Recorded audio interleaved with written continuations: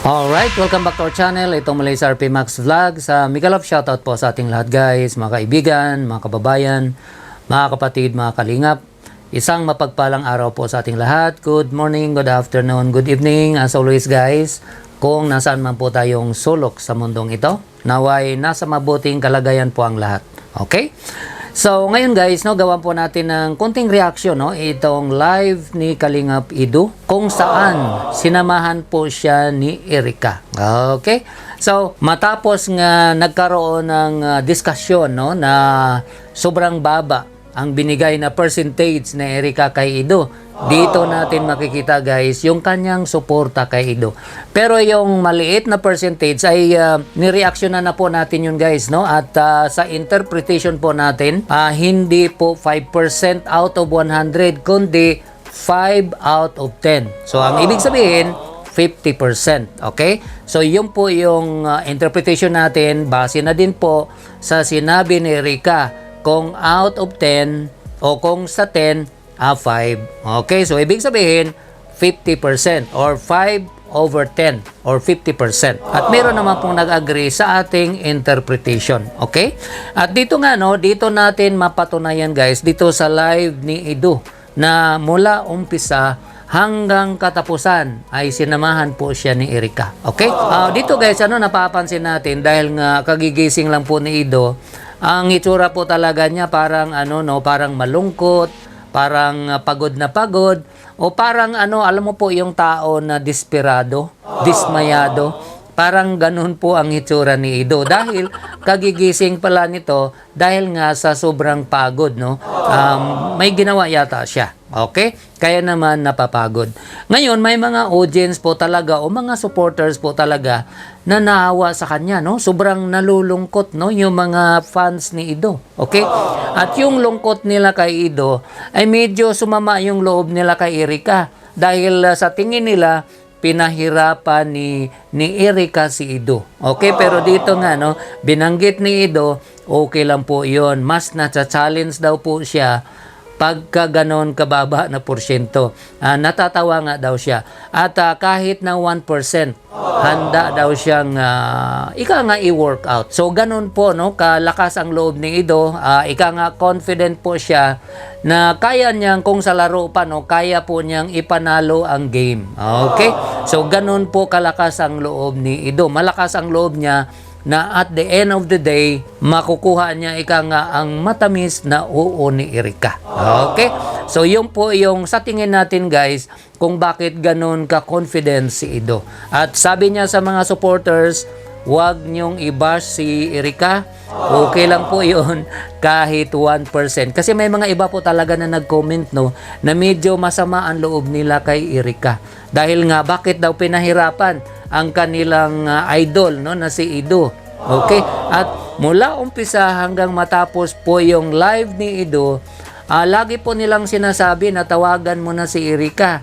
Okay? At si Edu naman, siyempre, pa-suspense din. Okay din naman po yung ginawa niya na hindi niya tinawagan si Erica. Dahil ang tao po talaga mag-aabang ngayon sa next part na vlog ni Kalingap Rab kay Edu at saka kay Erica. So baka Monday po natin mapanood guys ang part 27 at sana matanong uli ni Kalingap Rab. Siguro out of 10, okay? Para klaro na out of 10, ano na ba ang score ni Edu sa kanyang panliligaw kay Erica. Okay, so abangan po natin yan guys na ma-resolve po yung issue na yan kasi marami pong nagtatanong at maraming sumama ang loob at yung iba yata binabas pa si Erica at nakiusap si Edu na wag po nating i-bash si Erica. Kasi po, okay lang po yon kahit 1%, handa po si Edu na ipaglaban kung ano man yung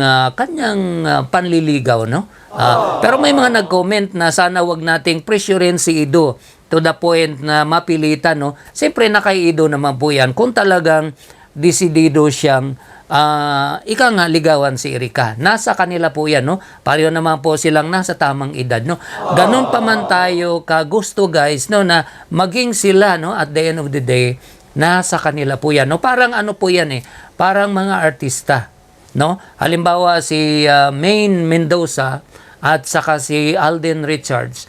Ang dami po talagang gusto na maging sila. Pero tingnan po natin ang nangyari. Meron pong iba si Maine at meron naman pong iba si Alden Richards. So dito naman kay Edo ay nasa getting to know you pa lang po ang dalawa. Hindi naman po sa minamadali sila ng mga supporters na mag-uuna agad kasi sa tingin ko hindi din naman po maganda no kung ang bilis po ng oo. Kaya mas maganda po siguro na medyo exciting ika nga o may suspense ika nga yung pag-oo ni Erica kay Edo. Ika nga may challenge kasi pag walang challenge parang wala masyadong meaning no. So ganun po yun. Kaya siguro ganun ang ginagawa ni Erica. Pero ganun pa man yung kanyang binigay na percentage no o yung score ika nga sabihin na po nating score yung binigay po na Erica na score guys na 5 out of 10 ay malaking bagay na po yun. Ika nga 50-50. Pwedeng yes at pwedeng no.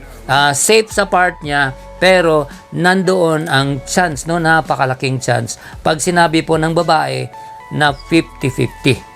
Okay? So yun po ang comments ng iba guys no kasi kung hindi mahalaga si Edo kay Erica, bakit mo naman samahan sa isang oras na live at ginawa pa ito ni Edo na moderator no sa kanyang live o sa kanyang YouTube channel. Okay? So moderator po si Erica at dito nga no nagme-message siya, kagigising mo lang at may mga purple heart. Marami po no nagko-comment po si Erica sa buong live ni Edo. Yun ba na may sasabihin natin na isang tao na hindi nagki-care no kay Edo? Of course, nandoon na.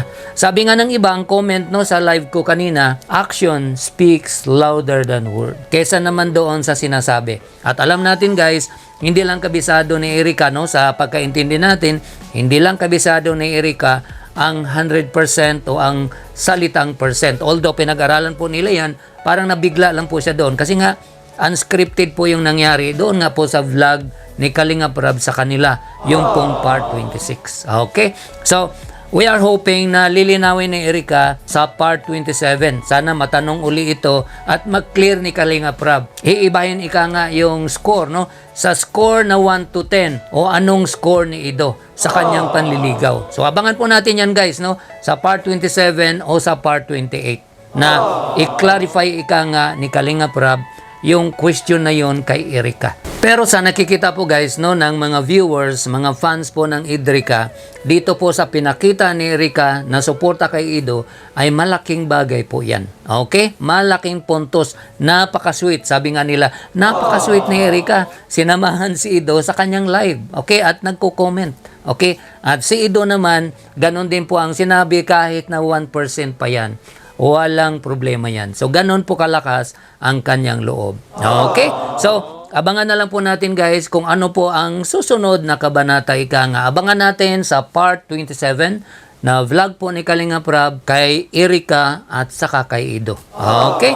So, yun lang po guys ang ating content reaction. Sa mga bago lang po ng aking YouTube channel, huwag po natin kalimutan guys na i-subscribe ang ating munting channel. At huwag din po natin kalimutan, no? Paki-like po ang video na to para naman ma-recommenda po ni YouTube. At huwag din po natin kalimutan, siyempre, no, na suportahan ang ating ama ng Kalingap na si Kuya Val Santos Matubang, Kalingap Rab, and Atin na Vlogs. At bago ko po i-end itong video na to, meron lang po akong isi-shoutout.